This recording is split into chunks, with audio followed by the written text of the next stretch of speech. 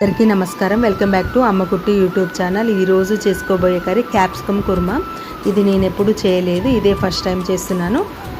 ముందుగా మనం కర్రీకి కావాల్సినవన్నీ క్యాప్సికమ్, టమాటా, పచ్చిమిర్చి, ఉల్లిగడ్డ అన్నీ కట్ చేసి పెట్టుకున్నాను. ఆ తర్వాత కుర్మాకు కావాల్సినవి పల్లీలు, కొన్ని నువ్వులు కూడా వేసి వేయించాను వాటిలో.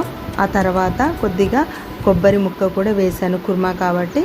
కొన్ని లవంగా, ఒక 2 లవంగా, 1 దాల్చిన చెక్క, ఒక యాలకు వేసి మంచిగా వేయించుకున్నాను. ఆ తర్వాత ఒక మిక్సీ జార్లోకి తీసుకొని దాన్ని మంచిగా మెత్తటి పేస్ట్ లాగా గ్రైండ్ చేసుకున్నాను. ఆ తర్వాత స్టవ్ వెలిగించి ఒక 2 టేబుల్ స్పూన్ ఆయిల్ వేసుకొని అందులో జీలకర్ర, ఆవాలు వేసుకోవాలి.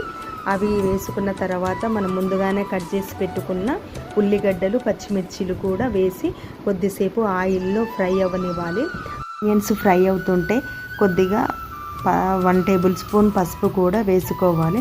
పసుపు వేసి కొద్దిసేపు సిమ్లో ఉంచితే ఆనియన్స్ అనేది కొద్దిగా బ్రౌన్ కలర్ వచ్చేంత వరకు స్టవ్ మీద అలానే ఉంచాలి. ఆ తర్వాత కొద్దిగా అల్లం పేస్ట్ వేసుకోవాలి.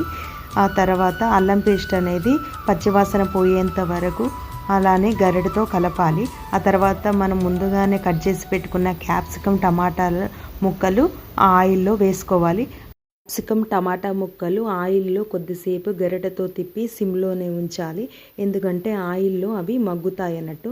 అయితే కొద్దిగా కొత్తిమీర కూడా వేసి అవి కొద్దిసేపు స్టవ్ మీద అలానే ఉంచాలి. ఒక 5 మినిట్స్ తర్వాత మనం ముందుగానే గ్రైండ్ చేసుకున్న మిశ్రమాన్ని, ఆ పేస్ట్ అంతా క్యాప్సికమ్ ముక్కల్లో వేయాలి. అది వేసి మొత్తం ఒకసారి కలుపుకోవాలి. అది ఆయిల్లో అనేది మొత్తము ఆ మిశ్రమము మంచిగా ఫ్రై అయ్యేంత వరకు స్టవ్ మీద అలానే ఉంచాలి. చూడండి, ఆయిల్ అనేది పైకి వచ్చేసింది. ఆ మిశ్రమం కూడా మంచిగా ఆయిల్లో మగ్గింది. ఆ తర్వాత ఒక 2 టేబుల్ స్పూన్ కారము, 1 టేబుల్ స్పూన్ సాల్ట్, అంటే కర్రీకి సరిపడేంత ఉప్పు, కారం వేసుకోవాలి. వేసి కొద్దిసేపు క్యాప్ పెట్టి స్టవ్ మీద పెట్టాలి. ఆయిల్లో కొద్దిసేపు కారం, ఉప్పు అనేది మగ్గుతుందని. కర్రీలో మనము మిక్సీ పట్టాం కదా, ఆ మిశ్రమంలోని కొన్ని వాటర్ వేసుకొని ఎసరులాగా పోసుకోవాలి. ఆ ముక్కలకు సరిపడేంత ఎసరు పోసుకున్న తర్వాత క్యాప్ పెట్టాలి. కొద్దిసేపు ఒక 5 మినిట్స్ అలానే కుక్ అవ్వనివ్వాలి. చూడండి, ఎసరు అనేది మరుగుతుంది. ఆ తర్వాత ముక్క ఉడికిందా లేదా అనేది ఒకసారి చూసుకోవాలి. ఇంకా ముక్క కొద్దిసేపు అయితే ఉడుకుతుంది అన్నట్టు. మళ్ళీ క్యాప్ పెట్టి కొద్దిసేపు స్టవ్ మీద అలానే ఉంచాలి. అయితే ఒక 5 మినిట్స్ తర్వాత క్యాప్ తీసి చూస్తే కూర అంతా దగ్గరగా అవుతుంది.